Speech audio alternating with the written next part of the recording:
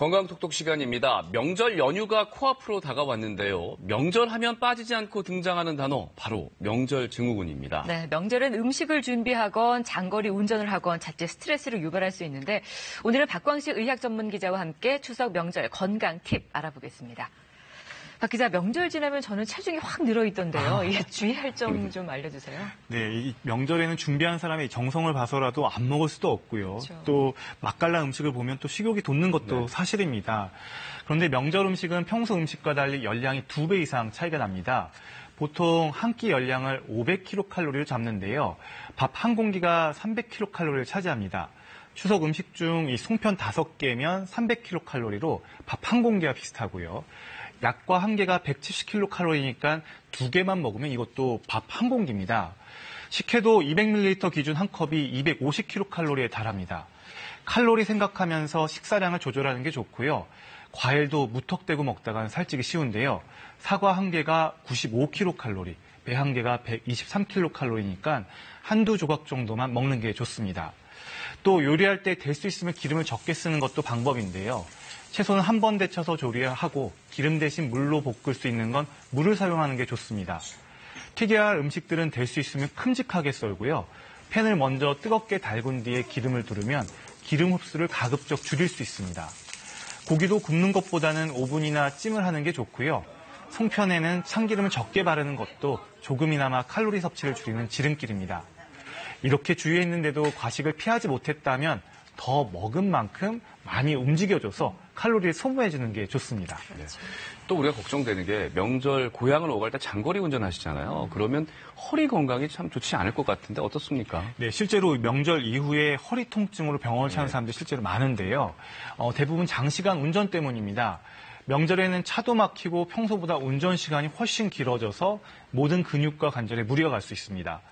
특히 장거리 이동할 때는 우선 허리에 무리가 가지 않는 바른 자세가 가장 중요한데요. 앉으면 누울 때보다 하중이 2~3배 더 허리에 가해지는 데다 운전 시에 어깨나 허리, 무릎과 발목 근육만을 계속 사용하기 때문에 과사용과 긴장에 따른 피로를 유발합니다. 따라서 이 출발 전에 자동차 의자 각도를 110도 정도로 조절을 하고 엉덩이와 등을 이렇게 등받이에 바짝 붙여 앉으면 허리에 무리가 덜 갑니다. 또 허리가 좋지 않거나 키가 작은 운전자는 쿠션을 허리 뒤에 대는 것도 좋은 방법입니다. 무엇보다 휴게소 등 이 중간에 차를 세우고 쉬면서 간단한 스트레칭으로 근육과 관절의 긴장을 풀어줘야 하고요. 또 운전할 때 무엇보다 조심할 건 졸음운전인데요.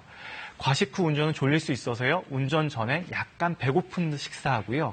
운전 중에 간식을 조금씩 먹는 것이 좋습니다. 또 이게 창을 닫고 운전을 하면 이 내신 호흡 때문에 실내 이산화탄소가 많이 발생해서 머리가 더 무거울 수 있습니다. 그래서 환기를 자주 해주는 게 좋습니다. 네, 명절에 예상치 않게 다치게 되거나 아프게 되면 당황하기 마련인데 실제로 응급실 찾는 환자 수도 많잖아요. 네, 그런데 이제 연휴 기간에는 이제 확실히 병원 문을 닫는 곳이 많죠. 그렇죠. 그래서 순간 당황할 수가 있는데요. 실제로 추석 명절에 아파서 응급실을 찾는 사람이 꽤 많습니다. 지난해 추석 연휴 동안 응급의료센터를 찾은 환자는 23만 명으로 하루 평균 2만 3천 명꼴입니다.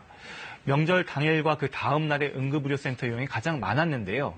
평상시와 비교하면 평일에 2.2배, 그리고 주말에 1.6배까지 증가합니다. 무엇 때문에 응급실을 찾는지 살펴보면요. 평소와 비교했을 때 추석 전후 3일 동안 두드러기 환자가 3배, 그리고 감기 환자 2.8배, 염자 2.2배, 장염 1.9배 증가한 것으로 분석됐습니다. 또 사고로 응급실을 찾는 사람도 많은데요. 추석 연휴에 화상 환자가 평소보다 3배 급증했고요. 관통상 2.4배, 교통사고도 1.5배 더 는 것으로 나타났습니다. 보건당국은 의료 공백이 발생하지 않도록 응급실 운영기간 525개소는 평소와 동일하게 24시간 진료를 한다고 밝혔습니다. 또 대부분 민간의료기관이 문을 닫는 추석 당일에도 보건소를 비롯한 일부 공공의료기관은 진료를 계속합니다. 그렇다면 다치거나 아프면 무조건 가까운 응급실에 가면 되는 거예요? 그런데 무턱대고 응급실만을 찾았다가는 낭패를 보기 쉬운데요. 네. 지난해 추석 연휴에 감기 증세로 응급실을 찾았을 경우 평균 90분가량 체류한 것으로 나타났습니다. 감기처럼 가벼운 증상으로 응급실을 찾으면 오래 기다리게 되고 응급의료 관리를 2만 원에서 6만 원 정도 더 내야 하는 상황이 발생할 수 있습니다.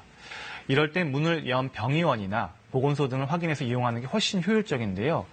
가장 확실한 건 129, 보건복지 콜센터나 119 구급상황관리센터 아니면 120 시도 콜센터에 전화해보면 추석 연휴 기간 중 문을 연 병의원이나 약국 정보를 바로 안내받을 수 있습니다.